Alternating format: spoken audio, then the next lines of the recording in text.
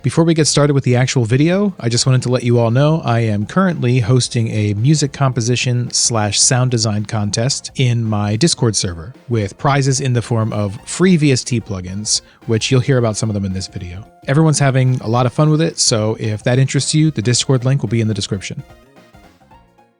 Hey everyone, it's me, Sound Font Guy, and today I just kind of want to talk about a topic that's very important to me that I'm super passionate about, which you are probably already aware, is retro game music. Specifically like the 5th and 6th console generations with a little bit in others. I kind of want to talk about how the type of music in those console generations is sort of gone, but maybe not dead. I love the way that music of those eras sounds. There's just something about it that's really unique. And I love it so much that, as you may know, I have, created tools like sound fonts, sample packs, plugins, specifically designed to sort of capture that same texture. It's literally why I made a company dedicated to making that kind of stuff. I'll just quickly talk about like what the music was like before and what it's like now, and kind of just make some comparisons and contrast a little bit. So if you're here, you probably already know this, but if you don't, the retro game music era used a lot of sequenced / MIDI music with very small instrument samples, mostly to save on space and load times, especially back in the era of like the SNES where, they couldn't fit like full recorded tracks, of course, so they used small samples and sequence music. But this was also true in the 5th and 6th console generations, even on like PS2 and a little bit of PS3 as well, definitely GameCube. But it was used a lot, and it's kind of still used in some ways today. But some really obvious examples of this type of music, if you're not exactly sure what I mean, just look at games like Final Fantasy VII or The Legend of Zelda, Ocarina of Time. Both of those games use sequence music with like really small instrument samples to sort of approximate a live performance. Then there was another style of music, particularly that you would hear on the PS1 and the Dreamcast and the Sega Saturn, as well as the PS2, and that was CD audio, sometimes called Red Book. So these were all pre-recorded music tracks. Oftentimes they didn't actually feature any live instruments. They were mostly synthetic, like romplers and sample CDs and things like that, and synthesizers and what have you. And it was often the same romplers that were being sampled directly for the sequence music in other games. But that CD quality audio that was high fidelity but still noticeably synthetic was, really unique for its time. And some standout examples of this would be Castlevania Symphony of the Night, Mega Man X4, X5, and X6, Battle Arena Toshinden.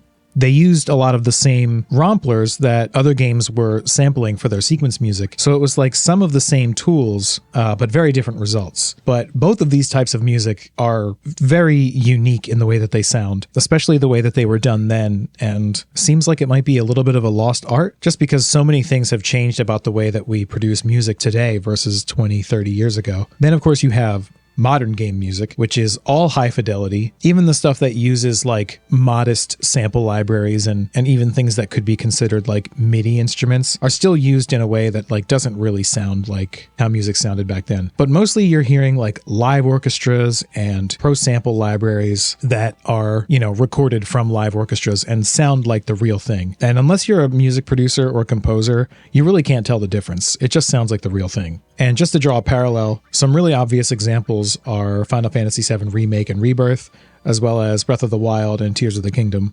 This stuff, it sounds way more realistic. It sounds bigger because it often is real. Sometimes it's real orchestra. Sometimes it's these pro sample libraries, but it feels bigger and it feels more sensational and it feels more theatrical. And, it starts to feel, game music is starting to feel more and more like kind of like movie music, but it's sort of starting to lose the charm that it had, when there were these limitations, such limitations like people didn't have, game studios didn't have as much access to full orchestras as they do now. The gaming industry has one-upped itself so much that it's like, okay, well, we have to have a live orchestra, or we have to have the most industry standard, state-of-the-art, high-quality sample libraries. Unfortunately, from my perspective, it kind of seems like a lot of modern AAA, specifically like AAA mainstream stuff, feels really kind of samey. It's like, okay, well, here's another fantasy game, and it's going to be big orchestras and manly choirs. And I don't know, it just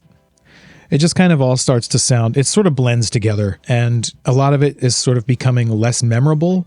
It's effective and, it's very sensational and emotional, but it feels less memorable. It's not as like, you don't get as many like strong melodies. That's not to say that there are no strong melodies or that this music is bad or that this is a bad thing at all. It's just different. There are just strengths and weaknesses to the different types of music. And I think that the strengths of the music of the 90s and early 2000s is kind of lost now. One major exception here, of course, would be indie games. Indie games have really done a great job of not only making very like original use of popular modern sample libraries, but a lot of indie games are even channeling the vibe of those older generations of video game music in ways that are like really effective and, really tickle the nostalgia. Some examples that I have to point out are Crow Country. The soundtrack was composed by Ocarina.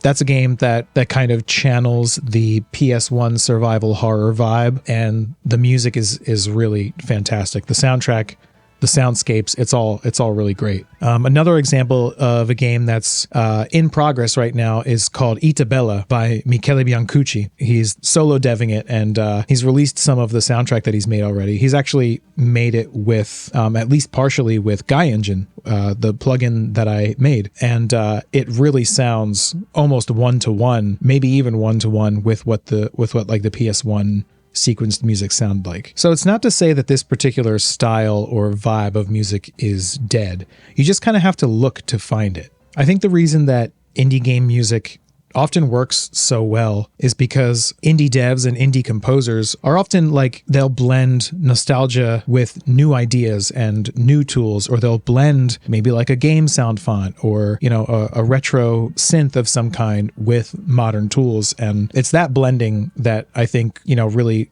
kind of pays respect to that era of video game music. But that said, I would really like to hear more new music that sounds like what music in video games sounded like in the 90s and 2000s, which is exactly why I started Ultima DSP. I just want to make tools that make it easier for people to make the kind of music that I want to hear. And, that's why I try to keep my stuff affordable and accurate, because I want everyone to be able to use it. The more people are using it and the more musicians and composers out there are channeling the vibe of this era of gaming music that I love so much, the more likely it is that I'll get to listen to more music that I'll love. And it's already happened a lot with the sound fonts that I've made and Engine, and I'm really grateful for that.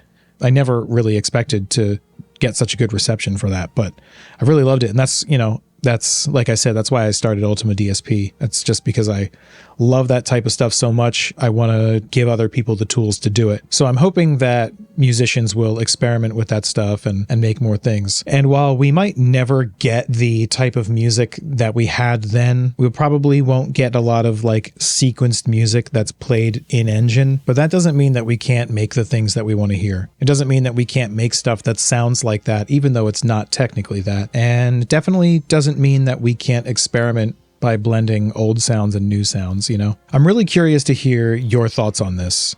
Do you think that gaming music is better now or worse now? Do you like modern or classic? Ultimately, I'm just an old guy who's feeling nostalgic about a lost art, but maybe it doesn't have to be lost.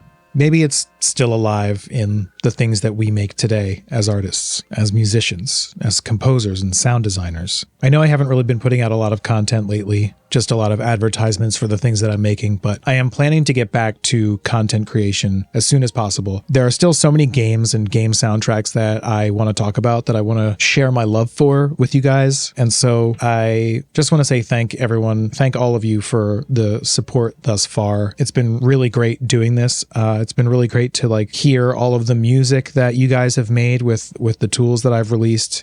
I'm really looking forward to hearing more. And yeah, so here's hoping for a bright future in video game music and video game inspired music. Of course, I have to give a very special thank you to my patrons. Without you guys, I wouldn't be here. Devox, Justin Hawes, Jay Quinn, Pineapple Man, Selena, Draven, Scruffington, Drew Doodle, Evan Troop, Cryonic Sage 7719, Irian, Sample Text 64. Thank you all so much. I really can't wait to deliver more for you in the future. Thanks everyone for watching. I'll see you next time.